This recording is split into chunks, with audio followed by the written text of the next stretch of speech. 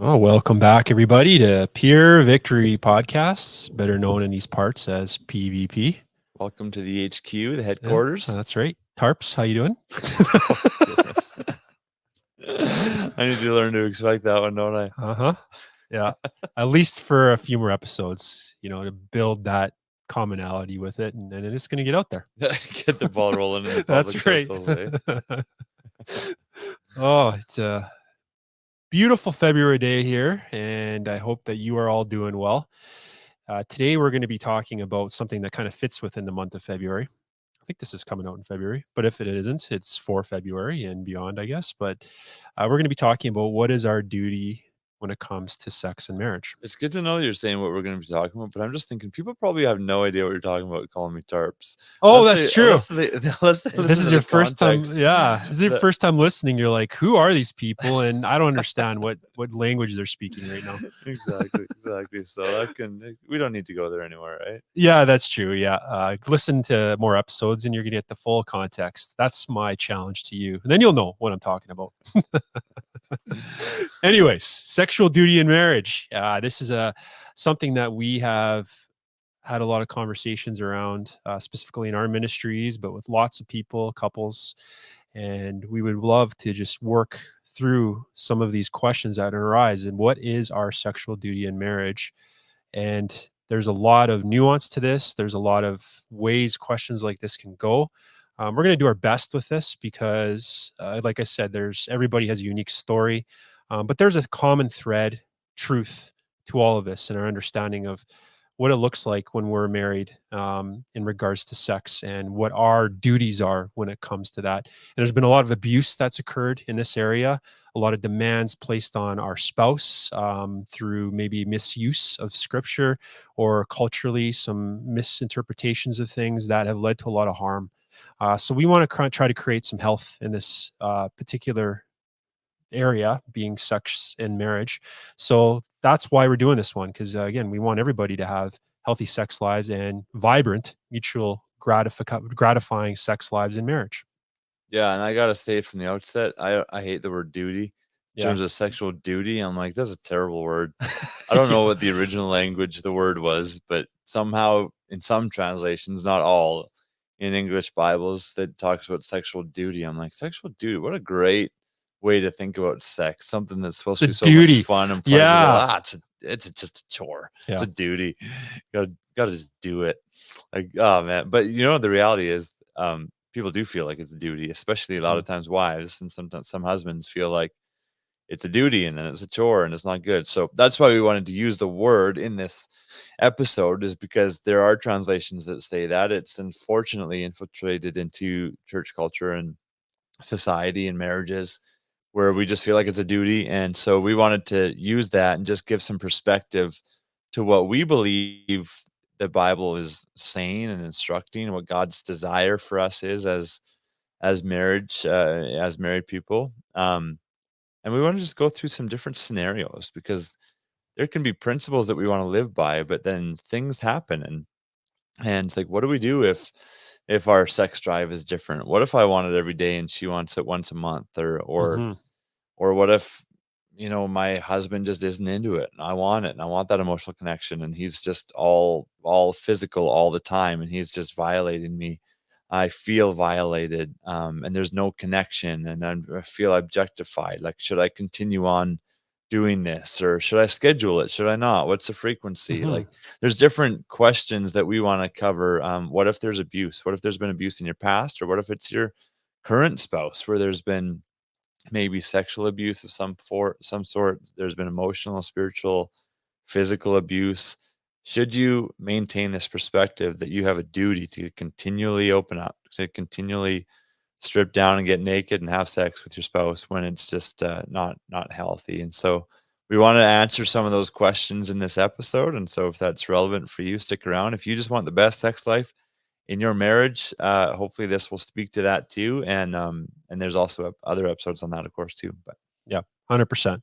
And so to give you a vision and framework for, I think, where we want to get to before we get into some of these questions, we'll be very succinct with this, but we fully believe that God wants us as marrieds to have a mutually gratifying sex lives together. meaning that husband and wife both are satisfied. Husband and wife both have connection in this. Husband and wife both, this is a blessing for both of them. That's where we want to get to. Also, a very key component is security and safety.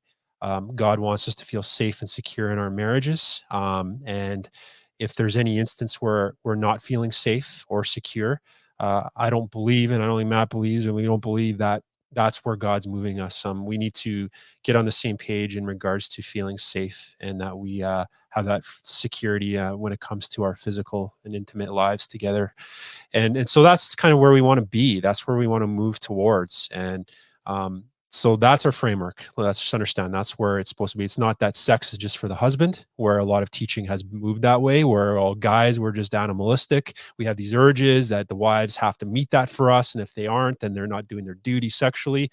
And that we just don't have as men control over this area. So for wives need to help us with this. Otherwise, we're just going to be, doing really bad stuff. So I think that that's a really incorrect teaching. That's a harmful teaching. And also the secondary component of that being that sex isn't really for the wife. It's just for the husband. It's her job to meet that need. And that's what a servant does, right? What someone who submits to her husband does. That's a wrong teaching too. That is so not true, and it's created a lot of harm. So there you go. There's kind of our overarching understanding of what we're talking about when it comes to sex and marriage. And again, that's pretty terse, succinct, but that's what we got to do because we got a lot to get through. Yeah, it's a crazy thing that thing about feeling like it's a duty in marriage. I don't know if I've ever heard a guy say it with the sadness and stuff, like a girl says it, like a wife Mhm. says it. Like wives, so many wives feel like it's just a duty. Uh, they they grin and bear it. They just have to do it and get through it. They just think about something else when they're doing it Yeah. because they just feel like it's a duty, and it's so illogical when you look at where this whole concept comes from in the Bible, because it's like husbands give your wives and then wives give to your husband. So husband should fulfill his marital duty to his wife, and wives likewise should fulfill a marital duty to the husband. And then this concept is only really on the wives' side where they feel a duty, but it's like, what about the husband though? And if the wife feels that, why doesn't the husband? Hmm. And that shows right there some dysfunction in the marriage that has to get sorted out, because we don't want to have this mentality of it's a duty that I have to just do it. We want to say, I want to do this because it's so much fun to connect with my spouse Hmm. in this way. And so I want to start out by just saying that with that in context of this verse that we're speaking from, and then with the mentality of if you do feel like there's a part of it where there's a duty and there's not much pleasure there, let's take a step back and look at that and go, is this actually what the Bible is saying? Because the Bible is not a book of rules. You're not just simply obeying scripture by doing this when your heart is not in it. God is so much more about the heart and about you prospering yourself and in your marriage and with your intimacy than he is about you doing a certain behavior, whatever that behavior is. And so we can think that we're doing the right thing by having the duty there, but every time you have sex when either you are not into it or your spouse is not into it, there's no emotional connection there, or maybe there's emotional pain. Every time you have sex, you could think, no, this is fulfilling what scripture says to do, but it's actually creating a wedge, and you're becoming more and more emotionally distant from each other, because sex that's supposed to bind is now something where there's only or primarily negative emotions there, at least on one spouse's side. And so it's actually damaging when you come together with that mindset rather than unifying and powerful, which it's supposed to be. And so don't just think about the behavior, but think about what's the posture of the heart when you're coming together, and is that healthy? Can you get to a better state? Yeah, that's great. So there you go. Now we've had so many different questions and kinds of questions that have been posed to us over the years in ministry, and even in our own lives, we've learned a lot. And some of these questions kind of stem out of our experience too, but what others have brought and posed to us too. But we've gotten the question, what if my spouse wants sex more than I do? What if they have a higher libido than I do and I just feel less than because I can't match up? What do I do then? Maybe you have a lower libido than your spouse and vice versa. Or um, you just feel that there's such a big gap between you two, such a difference, and you don't understand why that's the case. And then both of you end up feeling just very dissatisfied because you're so different. One has a high libido, one has a low libido. One wants sex more than the other, and it just feels like it's this obligation for one, and the other person maybe has a higher libido feels like they're constantly in a state of flux because they need and want sex, but they just don't want to approach their spouse with it because they just fear rejection. Or they get angry because like, hey, like you just don't ever want to make love, and I don't understand. Like, is there something wrong with me? And so there's all these questions that swirl around this area, and this is where often someone with a higher libido will go to that verse saying, "Hey, you need to submit to me," right? And then it becomes about everything. Their problems become about their spouse, and then it becomes very outward focused. It becomes very selfish. And I understand the pain and the hurt behind this for sure on both ends, for the lower libido and the higher libido. But the key thing is, when it comes down to it, you both want the same thing, Mhm. which is connection. Yeah. Every husband, every wife wants to be deeply connected to each other. And once you understand, hey, we want the same thing, we're just going about it and coming out about it from a different angle. Once you learn that, you start to have some empathy for each other. The higher libido can start to have some empathy for the lower libido, and the lower libido can have some empathy for the higher libido. And you can start to try to close that gap. Start to learn how to kind of bridge that so that you both have a mutually satisfying sexual life together. But getting on the same page is key because you think you're so different from each other. You start to view each other as other, different. Um, Maybe you feel like you're almost your enemy, right? In this, and when you're angry, I always love this. Cheryl Josephson, the former director of Family Life, she always used to say this, and it's true. There's nothing sexy about an angry person. How true is that? There really isn't. So, when it comes to this, what is our duty in marriage when our spouse has a different libido than us? And I think that's a great question. I think ultimately, when we have the understanding that sex really is other focused, then we need to learn to put ourselves in the shoes of the other person and make the argument from their point of view.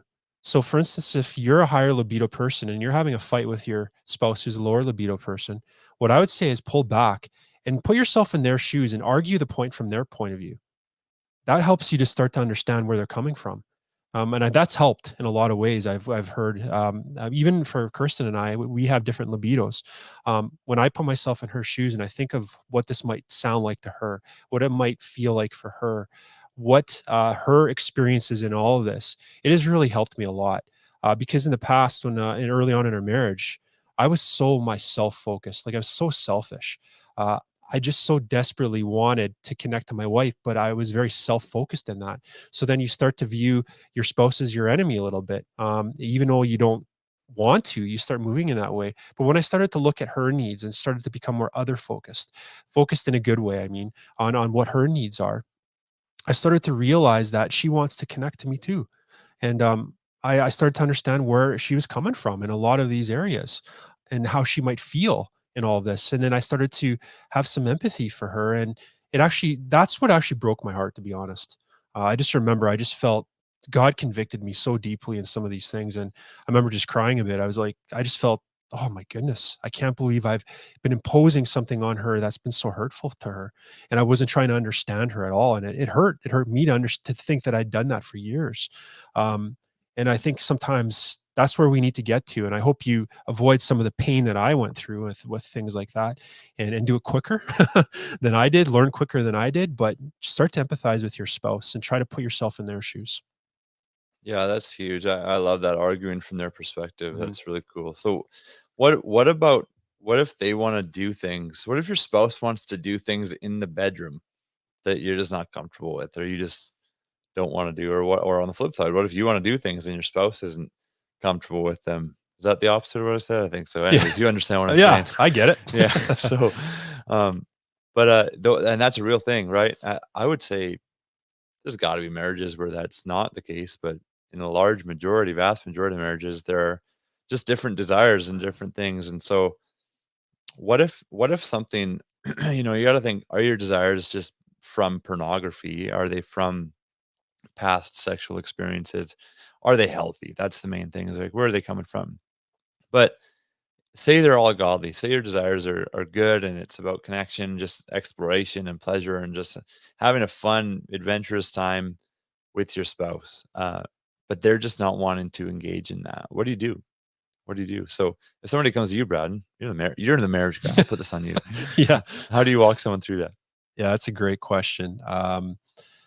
I think that there's two categories to this, and we've talked about this in another podcast. But first off, there's a category of sexual behavior that is off limits, full stop. And that's anything that's outside of the biblical standard that God has for sex. So if you're desiring something that's outside of that, and I'll give you an example, for instance, inviting another into the bedroom, that could be through porn, that could be an actual physical person. Of course, that's off limits. That's not something that we engage with because that's incredibly destructive and harmful. That's one class of categories. And there's a whole layer to that of an understanding biblically what it means to have a healthy sexual life together and the boundary markers that God has given us that surround that to protect us. So there's that category. But then there's the other category, which is things that might be like a sexual position. It might be changing up the environment, introducing maybe I don't know, food, introducing a toy, things like that. Clothes on, Yeah, clothes off, lights on, exactly. lights off, All these different things, stuff different like that. places in the That bedroom, on the yeah, kitchen table, and the living room carpet. absolutely. Everywhere you could think of, yeah, within reason. um, but then that's a whole other class where there's nothing morally wrong with that in of itself. The question though you have to ask is first off, if you're the person that's not comfortable, I think it's a good question to ask why. It could be from past. Maybe you had an experience that occurred when you were younger that caused some trauma, and it was you associate it with something like that, and so you don't want to do that. And if that's the case, I'll speak to both parties in this. First off, if that's the case for you, I would recommend being open and honest about that and maybe getting some help in inner healing in regards to some of those areas of trauma because we don't want trauma just to go unregarded in our life. Like we need to bring that into the light and get the help that we need. And I know that can be hard and difficult, but we encourage you in that because it's just going to make your life that much richer and better. Now, if you're the spouse of the person that is saying, "Hey, I don't want to do this," and you're wanting to do this, the goal for you in your marriage is to create safety for your spouse. If your spouse feels unsafe and with anything, you need to pull back and still have a conversation though, but like what's going on? But don't push it. Like, so say my goal here is to get you to do this. No, your goal is to make them feel safe. And that's your first goal. So if there's something there that isn't making your spouse feel safe, we need to figure that out. Now, it could be other reasons. Like it might be uh, more superficial reasons like, oh, I just don't really like that.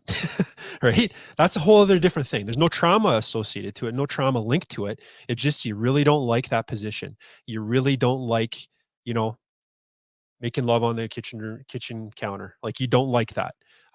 There's nothing wrong with that. If you don't like something, that's what marriage is about. We talk about it. We express, hey, I just don't like it. I don't find it sexy. It hurts. I just really don't enjoy that. There's nothing wrong with that too, right? But it's important to have a conversation because sometimes we shut down something well before we even try it because we just maybe it's uncomfortable. We won't want to try it. So it's important that we have the conversations. There's so much nuance to this as you're picking up, but you know the inner workings of your marriage better than we do. So it's important that you have that conversation. If there's trauma, we would just say full stop. You just need to end that behavior immediately and then figure out where that trauma is linked. Because you got to feel safe in your marriage. And then the other ones, well, that just takes a little bit more conversation, a little bit more probing of understanding what's going on for you as a couple. And those are good conversations to have. I don't know, Matt, any more to add to that one? Yeah, well, I think what you're saying is great because I always think that a lot can be solved through a conversation, Yeah. and some of these conversations they can feel awkward, and so we just don't go there. And for years, we just have these perceptions that are incorrect, but we think that they're correct. So if you want to do something and your spouse doesn't want to do it, you might take that as a rejection of you, and they just don't really care about you. And meanwhile, your spouse is like, "No, I just feel uncomfortable doing it in a public place because what if somebody comes to our front door and or some what if a kid comes down from their bedroom or Yeah. whatever, like, it has nothing to do with you, but if you don't talk about it, you could take that as Yeah. rejection. You make assumption. Yeah. Totally, exactly. So I remember one girl was like, "Oh, if I perform oral sex, I feel like I'm a porn star." That's what she said. Right. Whereas the guy was like, "Oh, I don't think that about you at all. I just think that this is like a fun thing that we could do together Mhm. to show each other love." So that's what he thought. So he wanted it. He took that as rejection until she said, "No, I just feel like a porn star." Right. I was like, "Oh, no, I didn't think that at all." And they can come together with an understanding rather than just being quiet and not, like, misunderstanding each other and leaving things just kinda under the rug. So, yeah, just a lot can be solved through a conversation, and don't assume for the other person until you actually know. But, yeah, we wanna encourage you, like, try things, but if you don't wanna do it, that's within your rights, right? And that's totally good. So, Mm, what if you schedule sex and the time comes, which, by the way, I'm all for. If you need to schedule sex, yeah. I think that's a actually a great thing. But what if the time comes you're just not into it? Like, as a husband or wife, what if you're not into it? Because that happens. And so, it's about connection, and I always wanna encourage couples that are struggling is that you can start with going skin to skin. You can start with massages and back rubs and naked cuddling. Mhm. And it's not all about the intercourse. And that's one thing that I want to say is that it doesn't say you have to give each other intercourse. It says that, hey, there's conjugal rights in marriage. We can serve each other with what they want and with what's good for the marriage. And so if it doesn't end in intercourse, but you're still pursuing physical intimacy, eventually, yeah, I mean, we want the intercourse. It'll lead to that, but that's not always the end goal. The end goal is connection and making the other feel loved and having a greater intimate relationship. And so, if you're at that point where you schedule something and you're just like, man, the end of the day, I'm just so tired. I didn't know I'd be this exhausted, or some emotional thing happened in your day and you just can't get it off your mind. And the time comes and it's like, oh man, like, we're supposed to do this right now. I think sometimes it's okay to just communicate again and go, I want to reschedule. I want to rain check on this. Instead of feeling obligated and pushing everything under the surface and just going, "No, okay, I'm just going to do this out of duty." No, on the other hand, if you're able to communicate and get your stresses out, or you really do want to connect with your spouse in that way, then to go for it, I think, is great. But I just don't want people to just feel like it's just a duty that once it's there, it's immovable and they just have to do it for their spouse out of obligation. If you want to do it for your spouse because you want to, then that's a different thing than feeling like you have to do it Yeah. for your spouse. And so either way, you could not really be into it yourself. But if you want to do it for them, I think that's great. But if you do it out of guilt, then that's just reason for pause. Yeah, you associate some really negative feelings towards sex then overall. That's And the that's just, danger. yeah, Yeah. that's the danger. And so if you're the spouse of the person that, or you're the person who, it isn't necessarily that you're not into it. You're into it. You're excited. This is your day, right? And you're pumped up. We're gonna have sex. This is great. And then your spouse is really tired, or maybe feeling something, or going through something. I'm speaking to you now. Um, so in that case, I mean, often we can get a little upset. Hey, we agreed to this. Why aren't we doing this? Like, and you start to demand things, right? Like, you said that you were going Yeah. to do this. And I would just say for you in that moment, yeah, it's a sucky moment. But what I'd say is just pull back, take a breath, and then reflect in the sense that you have an opportunity now here to be considerate for your spouse, to try to associate some positivity to this moment. And what can you do in that? Well, like Matt, I love what you said. That's so powerful and so good. Maybe you just need to spend some time giving her or him a back rub. Maybe it means listening to their day because they're not in a place. They have to unpack some of the things that happened in their day before they can make love, or even consider that. And they just need to really decompress. Offer that to them. Give them that gift. Like, sex is really other focused. Love is other focused. So, really, in this moment, you have an opportunity to do something for your spouse that gives them incredible gift. Now, I do want to give the caveat: if this is an ongoing, consistent behavior, as it means Mm. that your spouse is trying to not ever have sex with you, and just as like I always have a headache or something like that, right? That's a whole other level of conversation. Because there's no connection happening at all, and we need to revisit what's going on there overall. But we're talking specifically in this stage and season of life where you need to schedule sex because you're busy or young children or whatever else, and that day comes and it just doesn't happen because your spouse is too tired or whatever else. That's what we're speaking into here. And it just really is about looking at your spouse and trying to understand what is going on for them and meeting them in that, instead of demanding something. Because I think when you start demanding something from your spouse, especially sexually, and this is, I'm going to just speak generally, often this is husband to wife more often than not, because guys, we tend to, not always, we tend to have a higher libido. We tend to desire sex more than our wives. That's not always the case. It can be flipped sometimes, but that's why I speak generally here. If it's not you, that's okay. Just flip this.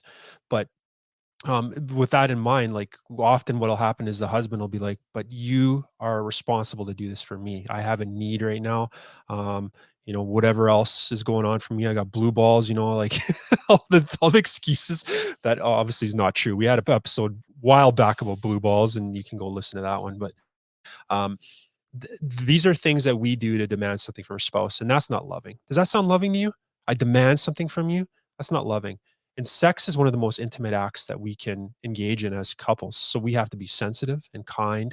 We have to be other focused. We have to be moving in that kind of form versus being forceful, angry, and demanding. That's not sexy. That's not creating safety or security for your spouse. So if this is what's happening for you, just use this as an opportunity to actually connect your spouse in a loving way.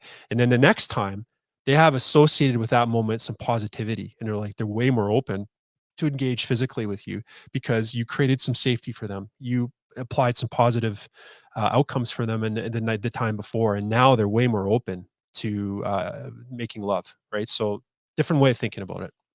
Yeah. Yeah, 100%. So what if intercourse is not possible? What if there's some medical issue, which this happens lots, and maybe it's a physical medical issue, maybe it's emotional, maybe there's whatever the case is. Their intercourse is not possible. It's not happening. It's sad. It's sad. I think that it's really important to grieve that yourself, grieve that together, because like Braden said earlier, you both want the same thing. You both want connection. And one person might be traumatized by something. It's like, I don't even want that. Deep down, they do. It's the hurt that says that they don't, and the fear and the angst that they feel. But the reason why it's so emotionally painful, if somebody doesn't have that desire, or they just, their body freezes up and they can't have intercourse, deep down, they really want it. But you have to grieve the fact that right now it's not happening. And but, there's other sexual outlets. There's other ways with foreplay that you can pleasure each other and that you can come together, and this, again, rules out masturbation every time because Mhm. it's not about solo sex, it's about coming together. Yes. Masturbation is never the answer. If you can't have intercourse with your spouse, you're not just some animal that you can't get off, or you Mhm. can't live without getting off. Like, you can do it. You you Mhm. can do it. You can live without getting off. Yep. Um, the end goal of our sexual desires is intimacy with Jesus. That's the end goal. You can read it in 1 Thessalonians 4, 3-6. It leads to so much good stuff about knowing God and sanctification, becoming more like Him, and stewarding your body in a holy way. It's the end goal is not a sexual release, and so it rules out masturbation, all of this. But to come back to what if intercourse is not possible, I just want to go to that caveat because people go there when they're not having intercourse. But I just encourage you to realize, okay, I can grieve this. I can have the mindset that I will be okay without intercourse. But also, what can you do? Can you engage in skin to skin or foreplay and still pleasure each other in that way? If that's not happening at all, it's a really sad thing. Just be very, very guarded in your heart towards sin, and have boundaries in your life to help that. Um, because a sexual duty in your marriage, and this is key, is not just what can you do, it's also what you don't do. A sexual duty in your marriage is not just doing it for their spouse, but like, what are you not doing outside of the relation with your spouse? If you're going to masturbation, that's violating the sexual duty you have to honor your body in a way that's honoring towards the Lord, or use your body in a way that honors God and honors your spouse. And so don't go outside your marriage to things like pornography, masturbation. That violates the sexual duty that you have, to honor them, God and your spouse, with your body. But there's times where there's trauma, right? There's betrayal trauma is a big one. Yep. Somebody's watching porn. One spouse is watching porn, and it comes out, and the other spouse is just so broken. And there's a popular belief out there. I think we've spoken to it before, but in your journey to heal from the addiction or from the betrayal, that takes 90 days away from from sex, and a lot of counselors will promote this and take 90 days, and it's to rewire your brain and get the selfish thinking out of the bedroom. And um, I'm not really about a time frame. I'm more about, and Braden too, is like, what's safe for your marriage? Where do you Mhm. feel safe? How do you feel connected? I remember one couple, they were given that advice. Let's take 90 days. Don't have any sex for 90 days. After that, you guys can both do your healing work from what's happened. Then you can think about coming back together. Well, in that process, the wife wanted to feel connected to her husband. And so they didn't get to 90 days. She wanted to have sex with her husband. And they came together, and in that time, they got pregnant, Mm. and the husband, like, they thought they were done. They thought they were done having kids, then Mhm. they got pregnant. The husband felt like he was being punished by God because Right. he was because they got pregnant, and sometimes it's like, you get to a point where, like, I don't want more kids. I think that's fine, but he felt like he was being punished because he went outside of what he was advised to do. He didn't wait the 90 days. So therefore, there was a punishment that came upon him. And anyways, long story short, it came to pass. They have this beautiful kid. And the picture, what God spoke to them was the picture of, like, this is a picture of victory in your marriage and your Mhm. family, and you guys are coming together because in the midst of your journey of overcoming betrayal, they didn't just take time apart. They, in fact, they came together in that. And I think that's really beautiful. So the mindset is not just, let's take 90 days away or whatever time frame. It's more, is there safety in your marriage? Do you feel safe with that person? So after a time of exposure, when there's been porn addiction or an affair or whatever the case, um, think about those principles. Do you feel safe? Do you feel connected? Do you prioritized in the bedroom? And if you do, go for it. You don't need to wait for anything else. What are you Yeah. waiting for? If you Yeah. already feel safe and connected, what are you waiting for? It's Yeah. actually not biblical to continue waiting just because a counselor said so. When scripture says don't come apart for very long, except for prayer and fasting, Yeah. it says to come together to satisfy those urges with the understanding that you're doing it for intimacy. Yeah. And I want to speak to some outside things when it comes to creating safety too for each other. Often we think that just includes what's going on in the bedroom, but creating safety overall in your marriage goes far deeper than that. It goes into even the way that you talk about each other in public, the words that you use towards each other, the thoughts that you have, the way that you interact with the opposite sex. There's a wider breadth of how we create safety for each other, and the more that you do that, the more that you choose your spouse above everything else. Of course, God first, then our spouse. But what I mean by that is we're showing our spouse they're a priority in our actions, their behavior, the words we use. You're going to create more and more safety in doing that. So this really happens even far beyond the bedroom. It's in so much more of life, of how we show that love to each other, how we connect to each other, and that goes very deep. And it's a beautiful picture, really. Like sex is kind of such an important component, but it's an encapsulation of all those things working together. And that's when sex really moves to a great place. Even if you've had betrayal, when you see each other loving one another that way, that creates safety far beyond the bedroom. And then that when you do come together to make love, it's just a movement of everything that's happening in your marriage. And that's the cool thing. That's where it really gets good. So if you've had that kind of betrayal trauma or other things, think far beyond the bedroom. Think outside too of what's going on in the whole life of your marriage. When your spouse isn't in the same room as you, what's going on in your thought life, all these different things.